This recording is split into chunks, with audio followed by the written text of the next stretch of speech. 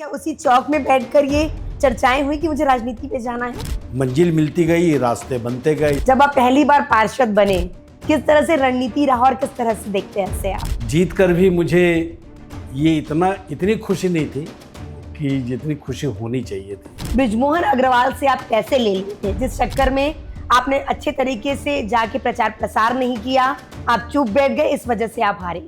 मैं तो पहली बार सुन रहा हूँ किसी योजना के कोई ठेकेदार ने अगर मुझे 5 रुपये भी दिया होगा तो मैं आज अभी इसी वक्त राजनीति छोड़ दूंगा। मैं दावे से कह रहा हूँ। जब आप पहली बार महापौर बने थे तो मेरा पहला प्रश्न यही था कि मच्छर की समस्या कब खत्म होगी?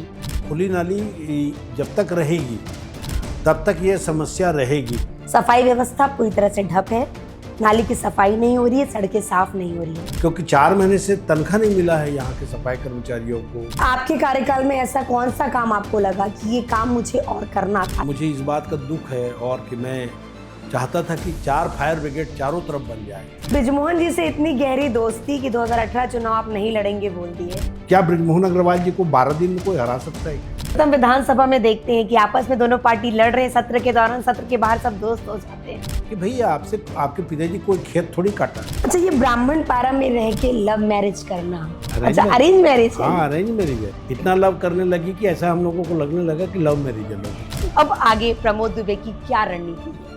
पार्टी अगर कहीं मुझ पर विश्वास करेगी तो स्वाभाविक तौर पर मैं विधानसभा चुनाव लड़ूंगा।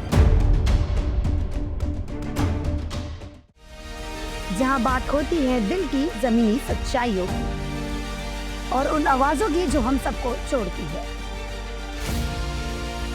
राजनीति से लेकर समाज तक, भावनाओं से लेकर विवादों तक,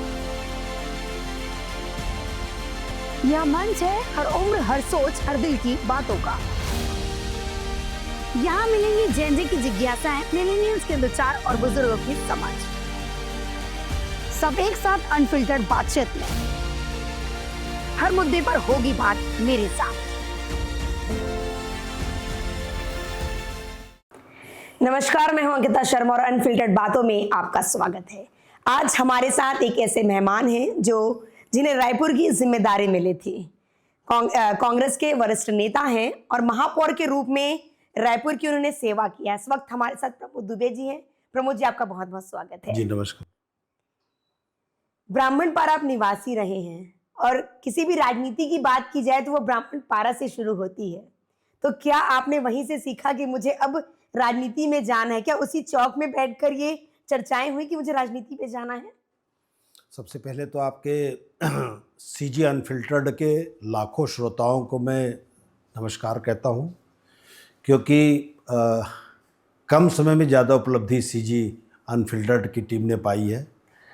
और रही बात राजनीति की शुरुआत की, तो ब्राह्मणपारा में मल्टी स्पेशलिटी जैसा हॉस्पिटल होता है ना, वैसे लोग होते थे कि वो राजनीति के क्षेत्र में भी, पढ़ाई के क्षेत्र में भी, अच्छे संस्कार के क्षेत्र में भी, अच्छी संस्कृति के क्षेत्र में भी। लेकिन राजनीति हमारे परिवार का कोई वो नहीं रहा, ना हमारे पिताजी कभी राजनीति में रहे। स्वतंत्रता संग्राम सेनानी जरूर रहे हमारे परिवार में 5 लोग तो, और स्वतंत्रता के आंदोलन में हम लोगों ने, हमारे पूर्वजों ने हिस्सा लिया, तो वो चीज़ें अलग थी। लेकिन राजनीति कोई मेरा उद्देश्य नहीं रहा, क्योंकि मैं कालीबाड़ी का स्टूडेंट रहा हूँ और वहाँ उस स्कूल में कोई सेकंड डिवीज़न तो आते ही नहीं था, सब फर्स्ट डिवीज़न ही आते थे। टॉपर रहते थे वहाँ पे, फर्स्ट डिवीजन वाले टॉपर रहते थे और ऐसा कुछ वो नहीं था। लेकिन अब वो मंजिल मिलती गई, रास्ते बनते गए। इस तर्ज पर अब कॉलेज का चुनाव लड़ लिए, तो कॉलेज में चुनाव लड़ने के बाद फिर यूनिवर्सिटी प्रेसिडेंट बन गए। यूनिवर्सिटी प्रेसिडेंट बनने के बाद फिर रोज़ घर से निकलो तो 1000 लोग तो रोज़ नमस्ते करते थे। कुलपति हमारे अंडर में होते थे, तो उसके बाद कहाँ नौकरी, कौन नौकरी, वो तो नौकरी फिर सोचने के बारे में सोचना ही छोड़ दिए। अच्छा, पहला चुनाव आप कब लड़े और ये मन में कैसे आया कि अब मुझे चुनाव लड़ना है, छात्र हित की बात करना है? देखिए, 1986 में मैं पहली बार चुनाव लड़ा। उससे पहले दुर्गा कॉलेज में मैं पढ़ता था फर्स्ट ईयर, तो वहाँ के प्रिंसिपल सर ने मेरा परसेंट देख करके एडमिशन हुआ था, फर्स्ट नंबर में मेरा नाम था एडमिशन में।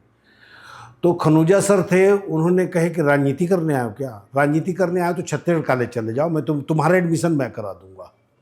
तो मैं बोला नहीं सर मुझे पढ़ना है। तो बोले तुम्हारी गतिविधियाँ ठीक नहीं है। और मेरा छत्तीसगढ़ कॉलेज में उन्होंने जाकर एडमिशन करा दिया। अच्छा।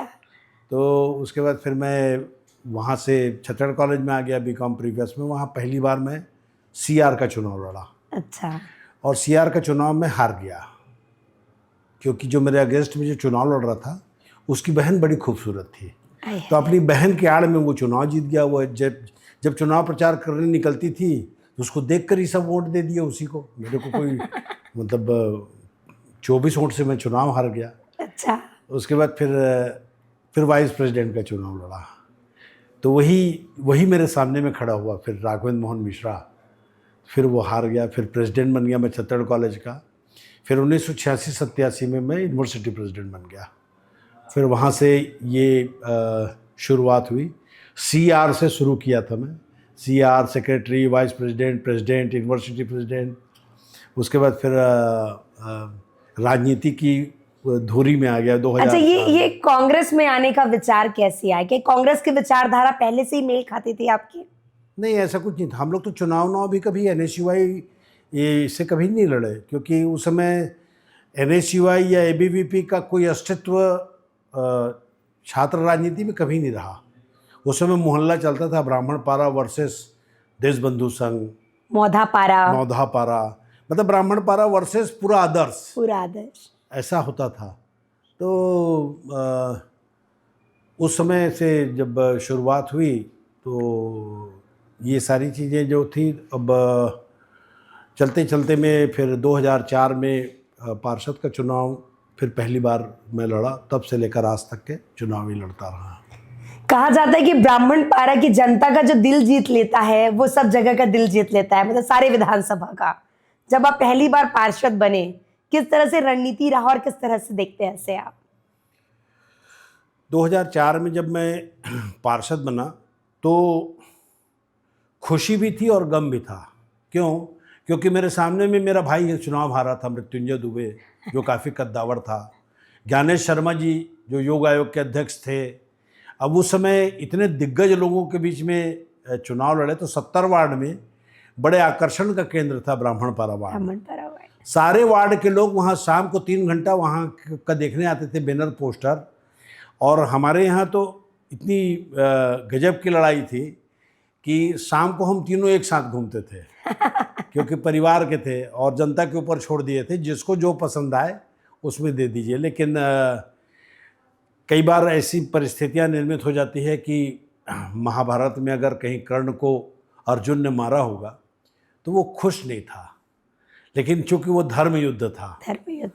उसी प्रकार से हमारे मोहल्ले में जब मैं पहली बार पार्षद लड़ा तो जीत कर भी मुझे ये इतनी खुशी नहीं थी कि जितनी खुशी होनी चाहिए थी। ये वहीं से शुरुआत हुई। फिर वो वार्ड जो था वो महिला के लिए आरक्षित हो गया। फिर मैं दूसरी जगह से समता कॉलोनी तरफ से जाकर लड़ा, वहाँ से चुनाव जीता फिर मैं 2009 में। उसके बाद फिर मैं महापौर बन गया। उसके बाद फिर इधर शैलेंद्र नगर तरफ से आकर चुनाव लड़ना पड़ा। तो रायपुर में घूम घूम कर मेरी आदत बन गई कि मैं घूम घूम कर पढ़ता था। पहले दुर्गा कॉलेज, फिर छत्तीसगढ़ कॉलेज, फिर यूटीडी। एक ही जगह में मेरी बहुत इच्छा थी जिसमें मेरा एडमिशन नहीं हुआ, गर्ल्स कॉलेज में। अच्छा। वहाँ भी पढ़ लेता तो वहाँ भी कोरम पूरा हो जाता, जैसे भी घूम घूम के चुनाव लड़ा हूँ। बिल्कुल। छात्र राजनीति से आप पार्षद बने, उसके बाद आप फिर महापौर बने, विधानसभा का भी चुनाव आपने लड़ा। अब ऐसा कोई लोकसभा चुनाव आपने लड़ा, क्या लगता है कि आखिरकार रायपुर को किस चीज की जरूरत है? क्योंकि महापौर रहते रहते अब कई कमियां रायपुर शहर में आपने देखा होगा और कई कमियों को आपने पूरा भी किया। देखिए, रायपुर शहर जो है वो 215 वर्ग किलोमीटर के क्षेत्र में फैला हुआ शहर है। यहाँ जब मैं महापौर बना तो 2 महीने के अंदर मैंने एक ब्लूप्रिंट तैयार की, आप जैसे लोगों से पूछ करके, मेरे मित्र लोगों से पूछ करके। अकबर इसलिए महान नहीं था कि वो अच्छा राजा था, अकबर इसलिए महान था कि उसके जो नवरत्न थे, चाहे वो बिरबल की बात करें, टोडरमल की बात करें, तो ये जो नवरत्न थे वो नवरत्न मेरे दोस्त यार या आपके जैसे लोग थे जिन्होंने मुझे बहुत अच्छी सलाह दी। तो फिर मैंने पहले प्लान शुरू किया कि देश का सबसे ऊंचा झंडा 82 मीटर का झंडा रायपुर शहर में लगाया, वहाँ से शुरुआत किया। अब 5,930 मुक्कड़ थे रायपुर में, तो वो अपने आप में बड़ा चैलेंज था। उसमें शुरुआत की मैंने कि गाड़ी वाला आया, घर से कचरा निकाल, और वो इतना चैलेंजिंग जॉब था कि रायपुर शहर में बिल्कुल नया था और मैं देश का पहला मेयर होऊंगा जिसने बांड भरा था कि अगर कहीं ये योजना फेल हो गई तो सारी जिम्मेदारी मेरे ऊपर होगी। अच्छा। लेकिन हुई है वही जो राम रचि राखा, और कभी लहरों से डरकर नौका तो पार नहीं होती। कोशिश करने वालों की हार नहीं होती। तो मैंने कोशिश की और वो कोशिश कामयाबी में ऐसे बदली कि मैं हर साल के ब्लूप्रिंट तैयार करता था कि 5 बड़े काम करूंगा और 15 से 20 छोटे काम करूंगा, और बाकी जितनी जनता की आवश्यकताएं जो होंगी, क्योंकि मैं 5:30 बजे अपने सवेरे घर से निकलता था और 10 बजे तक मैं जनता के बीच में रहता था। कमिश्नर भी जो मेरे ज्वाइन करने वाले थे उनसे मैंने पूछ लिया कि आप 5:30 बजे अगर नगर निगम आ सकते हैं, शहर में घूम सकते हैं, तब आप ज्वाइन कीजिए, वरना आप दूसरी जगह चले जाइए। आराम करने के लिए मेरे को जनता ने नहीं चुना है। बिल्कुल। तो मुझे इस बात का बहुत गर्व है कि तत्कालीन जो कमिश्नर थे रजत बंसल जी, उन्होंने कहा कि आप 5:15 बजे कहेंगे तो मैं 5:15 बजे सड़क पे देखूंगा। तो उस समय से फिर इतनी सारी योजनाएं हमने बनाई, और बहुत खुशी की बात ये होती है कि योजना में लगभग 20-30% पूरी हो जाए तो उसको सफल आदमी मान लेता है, लेकिन मैंने 80-90% योजनाओं को मैंने पूरा कर दिया। चाहे वो भाटा गांव में बस स्टैंड की बात करें, चाहे सारे तालाब, कटोरा तालाब से लेकर के लगभग 20-25 तालाबों को मैंने सुंदर बनाया। उसके बाद स्मार्ट सिटी रायपुर शहर थी 500 शहरों में, उसमें रायपुर शहर को हमने चयनित करवा लिया अपने DPR से। उसके बाद शहर में लगभग 1000 कैमरे लगाए इंटेलिजेंट ट्रैफिक मैनेजमेंट सिस्टम में। उसके बाद फिर मैंने सुभाष स्टेडियम बनाया, उसके बाद मैंने जवाहर बाज़ार बनाया, उसके बाद मैंने बड़ी विसर्जन कुंड बनाई। सारे तालाबों में मैंने POP की गणेश जो बनती थी उन मूर्तियों को विसर्जन बंद कराया। तो अब मिट्टी के गणेश बनने लगे, तो कुम्हार हमारे भाई लोग हैं, उनका जीवन स्तर भी काफ़ी ऊपर उठा। तो ऐसा करते करते छोटी योजनाओं से लेकर, मतलब हमारा ध्यान रहता था कि सबसे पुरानी आनंद समाज लाइब्रेरी जो ब्राह्मणपारा में है वो भी अच्छी होनी चाहिए। तो बड़े पार्किंग जो मल्टी लेवल पार्किंग है और ऑक्सीजन है वो भी बनना चाहिए। तो ये शहर जो था वो व्यवस्थित प्लान हमने तैयार किया, और मुझे इस बात की खुशी है कि लगभग बड़े जितने काम हो सकते हैं शहर के लिए वो मैंने करने का प्रयास किया, और उसमें सब में सफल होते गया मैं। चलिए, इतने सारे विकास कार्य आपने हमें गिनवाए हैं। महापौर जो होता है वो जिले का राजा होता है, मतलब पहला व्यक्ति होता है, प्रथम व्यक्ति होता है। आखिर कहाँ चूक हो गई, सांसद चुनाव हार गए? देखिए, उस समय का जो सिनेरियो था, वो लोकसभा चुनाव जो था वो 3rd फेज में हो गया, और उसी समय पुलवामा वाली घटना हो गई। तो पुलवामा वाली जो घटना हुई उससे देश में सेकंड जब वेव चला उसमें एक वातावरण बन गया था, वो राष्ट्रभक्ति और कुछ चीज़ें ऐसी हो गई कि मुझसे कहीं कोई चूक नहीं हुई थी। वो पूरे देश में एक वातावरण बन गया था, और उस वातावरण में कहीं ना कहीं जब सुनामी लहर चलती है तो वो ये नहीं देखती कि ये CM का घर है कि राज्यपाल का घर है, उस लहर में सारे लोग निपट जाते हैं। तो उसी तरह अब आप सोचिए कि जो आदमी आदरणीय सुनील सोनी जी चुनाव जीते थे वो खुद स्टेटमेंट दिए थे कि इतने वोट से कैसे जीत गया, और किसी से भी पूछ लेते आप चुनाव के बाद भी कि आप इसको मान सकते हैं क्या करके, तो आज भी वो अनुत्तरित प्रश्न है। लेकिन आप पर ये आरोप लगते हैं कि जिस वक्त लोकसभा का चुनाव हुआ था, बृजमोहन अग्रवाल से आप पैसे ले लिए थे, जिस चक्कर में आपने अच्छे तरीके से जाके प्रचार प्रसार नहीं किया, आप चुप बैठ गए, इस वजह से आप हारे। क्या ये सच्चाई है इस बात पर? नहीं, और कोई बात हो तो आदमी बोल भी दे, लेकिन प्रमोद दुबे पैसा लेकर, मैं तो पहली बार सुन रहा हूँ। कई चर्चाएं थी इसे हो लेकर। सकता है, बाजार में तो अनेक प्रकार की चर्चाएं रहती है, लेकिन मेरे और आपके कथन का केवल इतना ही नाता है, दीवालों पर लिख देते हैं, दिवाली पर पहुंच जाता है। मैंने जीवन में, आप तो बृजमोहन अग्रवाल जी की बात करते हैं, जब मैं महापौर रहा तो मैं पहला शख्स रहा हूँगा जिसके घर के बाहर में लिखा था ठेकेदारों का प्रवेश वर्जित है। और ईश्वर की कृपा से और आप सबके आशीर्वाद से मुझे ईश्वर ने इतना सक्षम बना दिया था कि आज नहीं, आज से जब तक मैं जिंदा रहूँगा तब तक मैं इसीलिए सीना तान कर घूमता हूँ कि मैंने आज तक शहर के, आपके तो बहुत सारे लोग पहचान के होंगे और यहाँ जितने लोग हैं उनके सब पहचान के होंगे, कोई आदमी ये बता दे कि 5 रुपये मेरे से नक्शा पास कराने के नाम से लेकर के किसी योजना के कोई ठेकेदार ने अगर मुझे 5 रुपये भी दिया होगा तो मैं आज अभी इसी वक्त राजनीति छोड़ दूंगा। मैं दावे से कह रहा हूँ, वो व्हाट्सएप में भी मुझे मैसेज भेज देगा कि हाँ मैंने इस काम के लिए आपको पैसे दिए थे, मैं उसी दिन तत्काल राजनीति छोड़ दूंगा। चलिए, उम्मीद करते हैं कि ऐसा जो आप बोल रहे हैं वो सच निकले। एक महापौर रहते रहते कई समस्याएं आपको देखने मिली होगी रायपुर में। बात की जाए ड्रेनेज की समस्या, सड़क ट्रैफिक की समस्या, कचरा का प्रबंधन, और चौथा सबसे बड़ी समस्या जो रायपुर की है वो है मच्छर। लाखों रुपए इस पे खर्च होते हैं, आखिर क्यों ये प्रबंधन सही तरीके से नहीं हो पा रहा है? नहीं, कचरा प्रबंधन तो आज इंडिया में दूसरे तीसरे नंबर में, जो सॉलिड वेस्ट मैनेजमेंट में जो हमने काम किया था, आज 720 टन कचरा रायपुर में निकलता है। और मैं एकदम दावे से कह सकता हूं कि जो इंटीग्रेटेड प्लांट हमने लगवाया है उसमें एक एक कचरे का निष्पादन होता है आज भी। उसमें लगभग 350 महिलाएं भी काम करती हैं जो पिकर्स का काम करती हैं। और रायपुर इतना अच्छा शहर है सॉलिड वेस्ट मैनेजमेंट के मामले में कि यहाँ 30% RD अब बनता है, 30% लगभग मेन्योर खाद बनता है जो हाई क्वालिटी का होता है, 10-20% जो है वो किसी और चीज़ में, और बाकी जो 15-20% है वो रिसाइकिल रीयूज़ हो जाती है। यहाँ की जो कचरा प्रबंधन जो है वो काफ़ी हाई क्वालिटी की है। अगर कहीं आप ट्रेंचिंग ग्राउंड में जाएंगी वहाँ तो आप देखेंगे कि आसपास के लगभग 15 से 20 राज्य के लोग मुझे तो सेमिनार में बुलाते थे कि ये जो आपने कैसे इसे कराया करके। तो दूसरा विसर्जन कुंड है, विसर्जन कुंड अपने आप में लगभग 15 से 20 राज्य के लोग इसको अडॉप्ट किए हैं, इस योजना को। इसके लिए प्रधानमंत्री जी ने मुझे पुरस्कृत किया था। तो ऐसी बहुत सारी योजनाएं हैं। और रही बात ड्रेनेज की, तो ड्रेनेज के लिए हमने 1100 करोड़ का प्लान बना करके, DPR बना करके सेंट्रल गवर्नमेंट को भेजा था। उसमें 60-40 का रेशियो होता है कि 60% केंद्र सरकार देती है और 40% राज्य सरकार। तो राज्य सरकार तो पैसा देने को तैयार थी।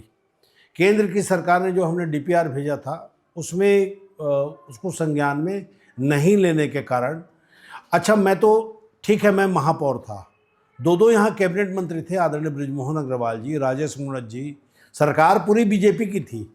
मैंने आदरणीय डॉक्टर रमन सिंह साहब से भी आग्रह किया था कि केवल मेरी बस ड्यूटी नहीं है, ये शहर में इस जनता ने केवल मुझे भर वोट नहीं डाला है भाई, आप सबको भी वोट डाला है, तो आपकी भी कुछ तो ड्यूटी है।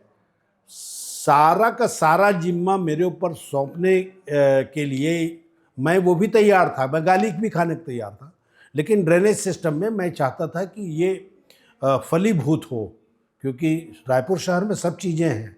अंडरग्राउंड ड्रेनेज का जो वो है वो एक दाग लगा है, उसको आने वाले दिनों में ये दूर होनी चाहिए। जब आप पहली बार महापौर बने थे तो मेरा पहला प्रश्न यही था कि मच्छर की समस्या कब खत्म होगी, और मैंने पूछा था कि लाखों रुपए इस पे आप खर्च करते हो। उस वक्त भी कुछ अमाउंट आपने बताया हुआ था कि इसके लिए भी हम कुछ पैसे जो है वो खर्च कर रहे हैं, एक अमाउंट है हमारे पास। अब तक वो समस्या खत्म नहीं हो पाई, आखिर इसके पीछे की वजह क्या है? खुली नाली जब तक रहेगी तब तक ये समस्या रहेगी, कम ज़्यादा हो सकते हैं। जैसे 2-3 समस्याएं हैं, जैसे मेरे समय में मैंने गौठान बनवाया था, तो काफ़ी कुछ जो गाय माता या सांड की समस्या जो थी बहुत कुछ हल हो गई थी, आपने देखा होगा। 4-5 मैंने नए कांजी हाउस भी बनवाए थे, तो वो समस्या लगभग समझ लीजिए आप 15-20% बची थी। और अच्छी बात ये थी कि सरकार गोबर खरीद रही थी, तो गोबर के नाम से भी काफ़ी कुछ चीज़ें ठीक हो जा रही थी। वहाँ महिलाएं भी रोजगार में लग गई थी। छेना वेना बनाने के लिए एक फ्यूनरल पॉइंट में वो लोग छेना बना करके रोजगार भी कर रहे थे।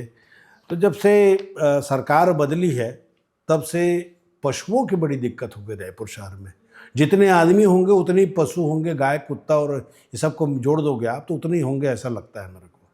तो ये इसमें काम करने की आवश्यकता, मैं आपके माध्यम से महापौर जी से भी आग्रह करूँगा कि बहुत सारे काम हम लोगों ने किए, आप केवल ये 2-3 काम में बस फोकस कर दीजिए कि आप अच्छे गौधाम बना दीजिए। बड़ा रायपुर राजधानी है, राजधानी में बहुत बड़ी जगह है नया रायपुर में, वहाँ 50-60 एकड़ अब दूसरों को इतना दान में दे रही सरकार ज़मीन, तो कम से कम गौ अभ्यारण्य के लिए 100-200 एकड़ ज़मीन जो है वो सरकार वहाँ आइडेंटिफाइड करके रख दे, क्योंकि पास है, ज़्यादा दूर भी नहीं है। और जितने गौ सेवक हैं वो लोग जा कर के वो सेवा भी करेंगे और एक पंच दो काज भी होगा। रायपुर शहर में जो मैं बनाया था गौठान, वो गौठान है, 2-3 गौठान और बन जाएं अलग अलग, क्योंकि 4 विधानसभा है तो आउटर में और 1-2 ठो बन जाएंगे तो इस समस्या से समाधान भी हो जाएगा। इसी प्रकार के डॉग शेल्टर होम जो है वो भी 4 विधानसभा में अगर 4 बन जाएं और फायर ब्रिगेड चारों कोनों में 4 बन जाए तो मैं समझता हूँ कि शहर की 70% तो तकलीफ़ें दूर हो जाएंगी। वर्तमान महापौर के जो कामकाज है वो प्रदेश रायपुर में भी देखने को मिलता है। सफाई व्यवस्था पूरी तरह से ठप है, नाली की सफाई नहीं हो रही है, सड़कें साफ नहीं हो रही है। उनके कार्यकाल से कितने खुश हैं आप? अब जनता ने उन्हें चुना है तो प्रमाण पत्र भी जनता देगी। मैं कौन होता हूँ किसी प्रमाण पत्र देने वाला, या मैं कौन होता हूँ किसी को नंबर देने वाला? वो तो आप लोग ही तय करेंगे उनको। लेकिन हाँ, ये बात गाहें बगाहें अब चारों तरफ से सुनने को मिल रही है कि शहर में जो गंदगी का आलम है, और पेपरों में और आपके लोकप्रिय चैनल में हम लोग रोज़ देखते रहते हैं। ख़राब लगता है कि 38-40 सफाई कर्मचारी में से 15-20 आते हैं, बाकी कहाँ जाते हैं। तो एक दो बार अरुण साहब जी से मैंने आग्रह भी किया था कि कम से कम इन चीज़ों को आप व्यवस्थित कर दीजिए, जो काम हमने किया है उसको आगे बढ़ा दीजिए आप। तो मुझे ऐसा लगता है कहीं ना कहीं राज्य सरकार और नगर निगम के बीच में बहुत ज़्यादा टकराव है, क्योंकि 4 महीने से तनख्वाह नहीं मिला है यहाँ के सफाई कर्मचारियों को। पेंशन वाले हैं उनको पेंशन नहीं मिला है, नगर निगम में पैसा नहीं है। बार बार 100 करोड़ रुपया राज्य सरकार ने जो अनिवार्य निधि है उसका पैसा तक रोक दिया है। अपनी ओर से पैसा देना तो दूर, कम से कम जो हक का पैसा है, जो निगम में स्टाम्प के पैसे होते हैं, अधोसंरचना मद के पैसे होते हैं, आपके बार लाइसेंस के पैसे होते हैं, चुंगी क्षतिपूर्ति होती है, ये कोई पैसे जो है वो सरकार पता नहीं क्यों नहीं दे रही है। क्यों ऐसा सौतेला व्यवहार रायपुर के लोगों से कर रही है?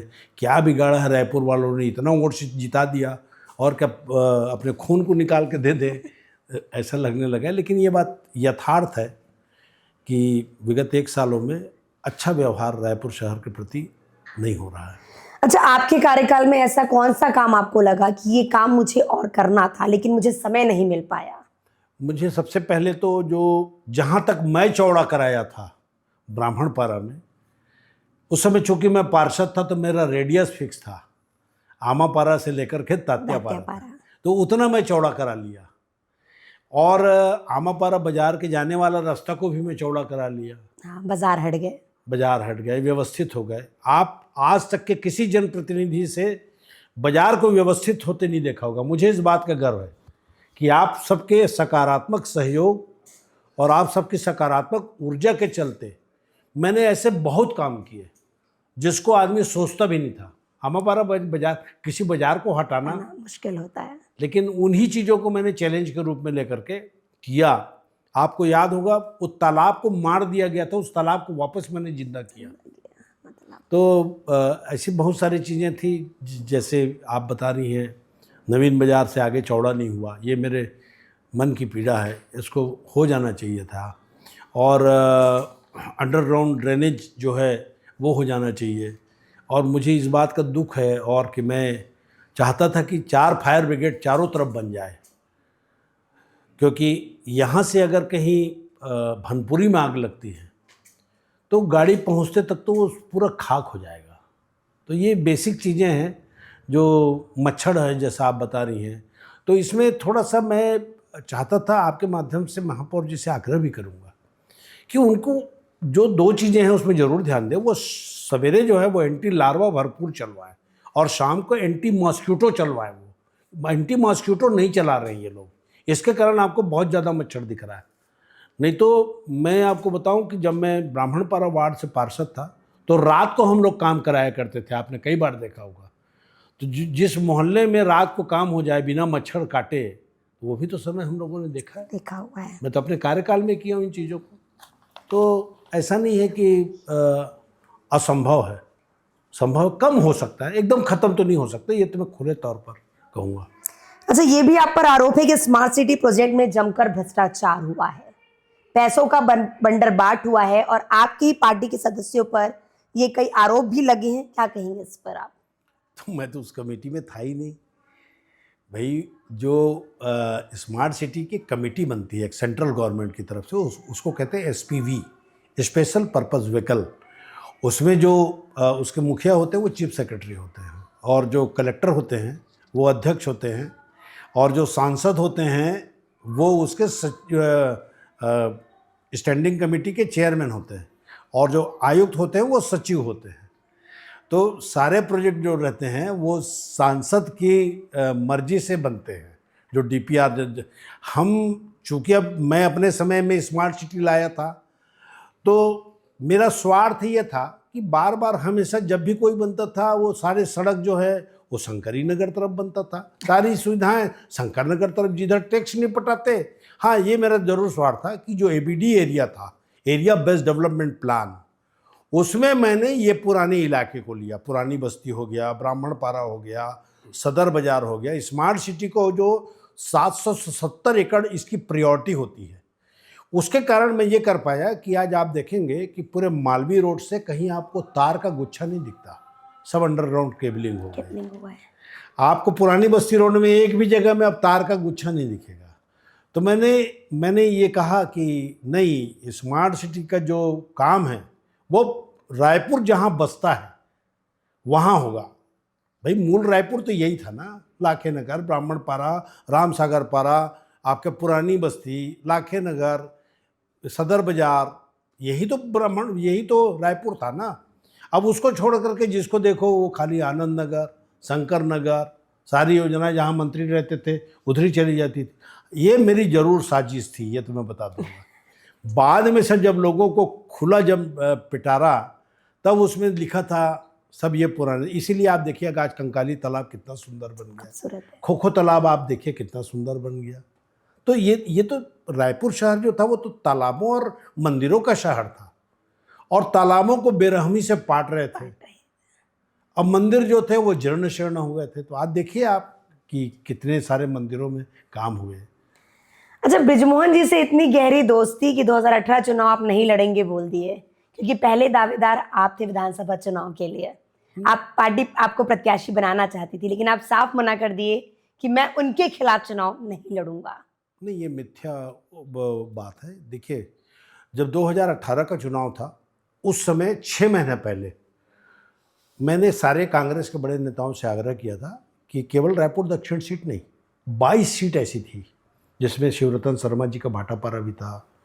उसमें मैंने आइडेंटिफाइड किया था कि ये 22 सीट ऐसी है जिसमें आप 6 महीना पहले आप किसी को टिकट दे दीजिए, वो जीत जाएंगे, वो कोशिश करेंगे। जीत जाएंगे नहीं, ये तो अब बात होती है, वो तो रिजल्ट बताता है जनता क्या सोचती है। लेकिन अपनी तैयारी तो हम लोगों को करनी चाहिए था ना। क्या बृजमोहन अग्रवाल जी को 12 दिन में कोई हरा सकता है क्या?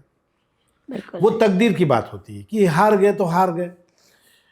20 क्वेश्चन पढ़ करके आप एग्जाम अगर दिलाएंगे तो इसकी गारंटी नहीं फंसेगा कि नहीं फंसेगा, लक डिपेंड करता है भाई। अब बुक पढ़ के अगर आप कहीं देंगे तो किसी भी दिन परीक्षा ले लो आप। तो मैंने उसी तर्ज पर 6 महीने पहले मैंने अपने आग्रह किया था बड़े नेताओं से, और आज भी इस बात पर मैं अडिग हूँ कि आप कहीं रायपुर दक्षिण का किसी को टिकट देना चाहते हैं, आप ऐसी 20, 22, 25 सीट है जिसमें आज तक के कांग्रेस जीती नहीं, आप दे दीजिए ना साल भर पहले, क्या दिक्कत है? अरे भाई हार तो रहे ना, आज भी मैं उस बात में अडिग हूँ, आज भी बार बार मैं उस बातों को कहता हूँ कि आप 6 महीने पहले या 1 साल पहले वहाँ की टिकट आप पक्की कर दीजिए। जिसको देना है वो सबको मनाएगा, अंदर वालों को भी मनाएगा, बाहर वालों को भी मनाएगा। और रही बात बृजमोहन अग्रवाल जी की, तो बृजमोहन अग्रवाल जी स्टूडेंट लीडर रहे हैं, उनके प्रति वो अच्छे लीडर हैं। और कोई अच्छे लीडर किसी भी पार्टी में हो तो उनको आत्मसात करने में कोई बुराई नहीं है। वो हमेशा आपकी जानकारी में है कि वो उनकी बैठक ब्राह्मण पारा में होती थी जब स्टूडेंट लीडर थे, तो भी उन्होंने बड़े बड़े आंदोलन किए। तब हम लोग भी छात्र नेता थे, तब हम लोग जूनियर थे, वो सीनियर थे। तो स्वाभाविक है एक सीनियर और जूनियर का जुड़ाव रहता है। उसी तर्ज पर अब लोग, आज की राजनीति जो है वो इतनी कुंठापूर्ण हो चुकी है कि लोग इस प्रकार के आरोप चटकारे लेकर लगाते हैं, जबकि ये हकीकत नहीं है। उनके पार्टी का सिद्धांत अलग है, हमारी पार्टी का सिद्धांत अलग है। वैचारिक मतभेद जीवन भर रहेंगे। अब पहले ऐसी राजनीति होती थी भाई कि लोग एक साथ जाते थे, उनके अपनी विचारधारा होती थी। आजकल तो ऐसा हो गया कि चाकू लेके आदमी खड़ा है, उनके घर पानी पीने नहीं जाएगा और चला गया तो उसके साथ फोटो को, ऐसा ये ऐसी राजनीति कभी छत्तीसगढ़ में हमने देखी नहीं थी। और आपने भी कभी ऐसा महसूस नहीं किया होगा, लेकिन अभी तो बहुत निचले स्तर में जा चुका है। ये तो हम विधानसभा में देखते हैं कि आपस में दोनों पार्टी लड़ रहे हैं, सत्र के दौरान, सत्र के बाहर सब दोस्त हो जाते हैं। नहीं, यही कहता है कायदा भी कि भाई आपसे, आपके पिताजी कोई खेत थोड़ी काटा भाई। विचारधाराओं की लड़ाई है, विचारधारा में आप वो सीमित रहिए। लेकिन आज की जो कट्टरता जो है, वो तरह तरह की घटनाएं जो हम लोग देख रहे हैं, वो कहीं ना कहीं अच्छी बात नहीं कही जा सकती। लड़ाई झगड़ा इतने ज़्यादा हो रहे हैं, दंगा फसाद इतने ज़्यादा हो जा रहे हैं, तो ये अच्छे सिम्टम्स नहीं है। अच्छा, विपक्षी दल से सबसे खास दोस्त कौन है आपका, जिनसे आपकी बहुत बनती है? मेरे लगभग बहुत सारे लोगों से है। जैसे देवजी पटेल जी हैं, बड़े अच्छे वो हैं, हालांकि वो सीनियर हैं। दोस्त में अगर कहेंगे तो आप सूर्यकांत राठौर से अच्छी बनती है। संजय श्रीवास्तव समकालीन वो हैं। तो ऐसे बहुत सारे लोग हैं। मेरी तो लगभग सबसे ही पटती है। कारण ये है कि कभी वैमनस्यपूर्ण ये राजनीति हम लोगों ने की नहीं, नकारात्मक भाव कभी हम लोगों के मन में आया नहीं। आज भी जब टीवी में डिबेट भी होते हैं तो श्रीचंद सुंदरानी जी भी रहते हैं, केदार गुप्ता जी भी रहते हैं। अब सब एक ही मोहल्ले के तो हैं भाई। अब राजनीति में पद प्रतिष्ठा तो 5 साल की होती है, आते जाते रहती है, लेकिन संबंध तो जीवन भर का रहता है। लेकिन ये 10 सालों में काफ़ी बदलाव अभी देखने को मिला है। जो नए जो कार्यकर्ता हैं उनके बीच में कोई सामंजस्य इस प्रकार के देखने को नहीं मिलती, वो दुखद है। अच्छा, ये ब्राह्मण पारा में रह के लव मैरिज करना, मतलब इसके लिए आपको दिल चाहिए लव मैरिज करने का, इसका निर्णय आप कैसे लिया? दीप्ति भाभी कैसे मिली, कहाँ मिली आपको? नहीं, लव मैरिज नहीं है। अच्छा, अरेंज मैरिज है। हाँ, अरेंज मैरिज है। भाभी से चर्चा करते वक्त मुझे पता चला था ये। नहीं, वो भले बाद में लव करना शुरू की भाई। अच्छा। हाँ, तो फिर वो इतना लव करने लगी कि ऐसा हम लोगों को लगने लगा कि लव मैरिज है लोगों को। चलिए, बहुत बढ़िया, अरेंज मैरिज है। चलिए, सांसद चुनाव आप लड़ चुके हैं, विधानसभा की तैयारी आप कर रहे थे, और रही बात पार्षद, वो आप जीत चुकी हैं कई बार। अब आगे प्रमोद दुबे की क्या रणनीति है? स्वाभाविक है, अगर आप 12वीं पढ़ लिए हैं तो कॉलेज में जाएंगे ही। तो राजनीतिक क्षेत्र में अब आगे विधानसभा चुनाव लड़ने की मेरी इच्छा है। पार्टी अगर कहीं मुझ पर विश्वास करेगी तो स्वाभाविक तौर पर मैं विधानसभा चुनाव लड़ूंगा। किस क्षेत्र से तैयारी, कौन से विधानसभा से तैयारी कर रहे हैं? अब तो सब अनएक्सपेक्टेड हो गया, क्योंकि 2027 में परिसीमन होना है। तो क्षेत्र तो अभी बता नहीं सकते कौन से क्षेत्र को काट दिया जाएगा, कौन से क्षेत्र को बना दिया जाएगा। छात्र राजनीति से आप उठकर आए हैं, लेकिन अब जो है छात्र संघ चुनाव होना बंद हो चुका है, किस रूप में देखते हैं इसे आप? अब पराक्रमी लोग दिखने बंद हो गए हैं।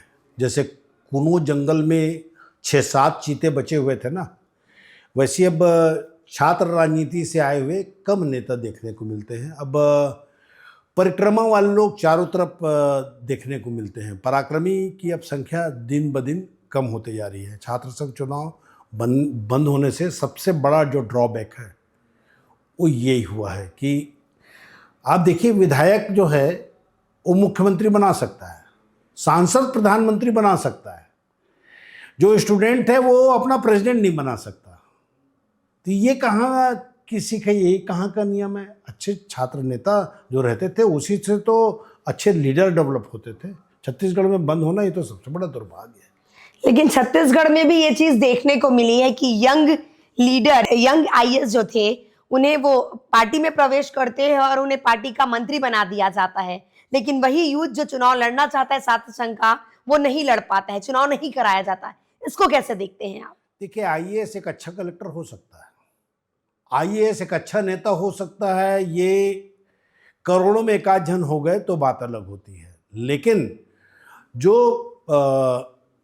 लोहा पीट पीट पीट पीट लोहा को इतना पीटा जाता है तब वो जाकर कहीं बड़े बड़े मीनार खड़े कर देती है, बड़े बड़े लेंटरों को सह जाती है। तो जो स्टूडेंट लीडरशिप से जो लीडर डेवलप हुए, आप देखिए शरद यादव से लेकर के जो पार्लियामेंट में जो नेता थे, आज भी जिस रविंद्र चौबे जी को आप देख लीजिए, आप सब प्रकार के आरोप लगा सकते हो रविंद्र चौबे जी के ऊपर, आप करप्शन का आरोप नहीं लगा सकते। ऐसे जो स्टूडेंट लीडर जो होकर आए, चाहे वो ब्रिजमोहन अग्रवाल जी की बात करें, सुनील सोनी जी की बात करें, मोहम्मद अकबर जी की बात करें, तो ये जो लीडरशिप छत्तीसगढ़ में जो डेवलप हुई थी, अब कहाँ देखने को मिलती है? अब तो वही पराक्रमी लोग जंगल में 7 चीते की तरह बचे हैं और परिक्रमा वाले लोग परिक्रमा कर रहे हैं। तो परिक्रमा से जो नेता मंत्री बनेगा वो कैसा रहेगा, इसका अंदाज़ा तो आप स्वयं लगा सकते हैं। लेकिन मैं इस लोकप्रिय चैनल के माध्यम से ज़रूर कहना चाहूँगा कि कोई भी सरकार रहे, उसको स्टूडेंट इलेक्शन कराना चाहिए और उसी में ही अच्छी लीडरशिप आएगी, करप्शन नहीं होगा, कम होगा, इस बात की तो गारंटी है। नहीं तो अभी तो किसी भी बना दिए, अब वो 5 साल में, मैं अभी आपके माध्यम से जो आपके सुधीर दर्शक से पूछूंगा कि 6 मंत्री का नाम बता दो, अगर वो बता देंगे तो मैं इस्तीफा दे दूंगा अपने पद से। ये हालत है। केंद्र के 10 मंत्रियों का नाम बता देंगे कोई भी, आज आप पूछ लीजिए किसी से भी। चलिए, तो ये माने जो आईएएस जो मंत्री बने हैं वो करप्शन कर रहे हैं? अब पेपरों में तो हम लोग पढ़ते हैं और आजकल की सरकारें जो हो गई हैं वो तो पता नहीं, तेरी साड़ी से मेरी साड़ी सफ़ेद कैसे के तर्ज पर छपता है। 150 करोड़ का घोटाला, स्वास्थ्य विभाग में रीएडिएंट नहीं पहुंच पाया, कांकेर में ज़रूरत नहीं है फिर भी 200 करोड़ की दवाई पहुंच गई। तो कहीं ना कहीं तो जब धुआं उठ रहा है तो आग तो लगी होगी ना कहीं, तो स्वाभाविक है। मैं यार आप थोड़ी कह रहे हैं इस बात को, तो जो सप्लायर है वो कह रहा है सरेआम कि मैंने दिया है, उसको कैसे कोई नकार लेगा? भाई आप देखिए ये गाइडलाइन क्या है, ये गाइडलाइन किससे पूछ के आपने कर दिया गाइडलाइन?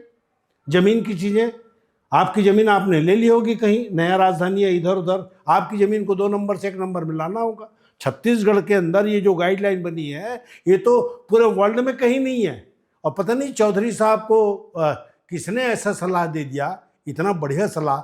हम तो सोचे थे वो तो आईएएस हैं, दुनिया भर के लोगों से पूछ कर करेंगे, लेकिन हमें नहीं मालूम था कि वो चौधरी जी हैं। तो अपने आप को चौधरी समझ कर के ही उन्होंने शायद गाइडलाइन जारी की होगी, ऐसा हमें लगता है। वापस ले लेना चाहिए, और नहीं तो फिर जनता तो है। चलिए, उम्मीद करते हैं कि पार्टी इनको फिर से मौका दे और फिर से जो ये वादा कर रहे हैं जनता के बीच में जाकर वो वादा पूरा करें। प्रमोद जी, हमारे में रैपिड फायर एक क्वेश्चन होता है। मैं 10 क्वेश्चन आपसे पूछूंगी, 10-12 क्वेश्चन, उसको आपको एक शब्दों में जवाब देना है। मेयर के तौर पर आपको कैसे याद किया जाना चाहिए? सफल मेयर के रूप में। आपका कार्यकाल किस वजह से सबसे ज्यादा चर्चा में रहा? कार्यों की वजह से, तालाबों का सौंदर्यीकरण, गाड़ी वाला आया घर से कचरा निकाल जो गाना है, या लहरें उठी हैं बातें चली हैं, तो लहरें अब भी लोगों के मन में उठ रही हैं। परिवारवाद के आरोप सही या राजनीति? कुछ भी नहीं है। अब स्वतंत्रता संग्राम सेनानी का परिवार होना अगर कहीं परिवारवाद कहलाता होगा तो कुछ कोई शब्द ही नहीं है। मेयर रहते सबसे बड़ा दबाव किसका था? किसी का नहीं, भगवान का। रायपुर की आज की सबसे बड़ी समस्या क्या है? अंडरग्राउंड ड्रेनेज और आवारा पशु और समझ लीजिए आप चौड़ीकरण, जो फूल चौक से लेकर के शारदा चौक वो है, ये सबसे बड़ा दिक्कत है। अपने कार्यकाल को कितना नंबर देंगे आउट ऑफ 10? जनता देगी नंबर, मैं कौन होता हूँ। आज मुझे इस बात की खुशी कि आज भी उतने ही फ़ोन आते हैं नगर निगम के काम के लिए, ये मेरी सबसे बड़ी उपलब्धि है। विपक्ष आपको कैसे दिखता है? अब ये तो विपक्ष वाले ही बता सकते हैं कि वो कैसे देखते हैं। राजनीति में रिश्ते मदद करते हैं या नुकसान? दोनों। सबसे ज्यादा आलोचना किस बात पर हुई? ऐसी तो कोई चीज़ें नहीं रही, आलोचना से मुझे ऊर्जा मिलती है। आज के मेयर से आप कितने सहमत हैं? सहमत या सहमत? जनता तय करेगी। कांग्रेस की रायपुर में सबसे बड़ी कमी क्या है? संगठन, राजनीति, रणनीति या नेतृत्व? रणनीति। भविष्य की राजनीति निगम या विधानसभा? विधानसभा। लोकसभा चुनाव के दौरान पैसे लेने का आरोप सही या गलत? पूर्णतः गलत। एक शब्द में प्रमोद दुबे कौन? एक सच्चा सेवक, ईश्वर को मानने वाला, अच्छा पति, अच्छा पिता, अच्छा भाई, अच्छा समाज सेवक। चलिए, आपका बहुत बहुत धन्यवाद प्रमोद जी। प्रमोद जी, फिर से उम्मीद कर रहे हैं कि विधानसभा की टिकट जो है इस बार पार्टी उन्हें देगी और इस बार तैयारी करने में वो लगातार जुटे हुए हैं। अब उम्मीद करते हैं कि पार्टी उन्हें फिर से उन्हें मौका दे और फिर से वो जनता के दिल में अपना काम दिखा सके। प्रमोद जी, आपका बहुत बहुत धन्यवाद। बहुत धन्यवाद।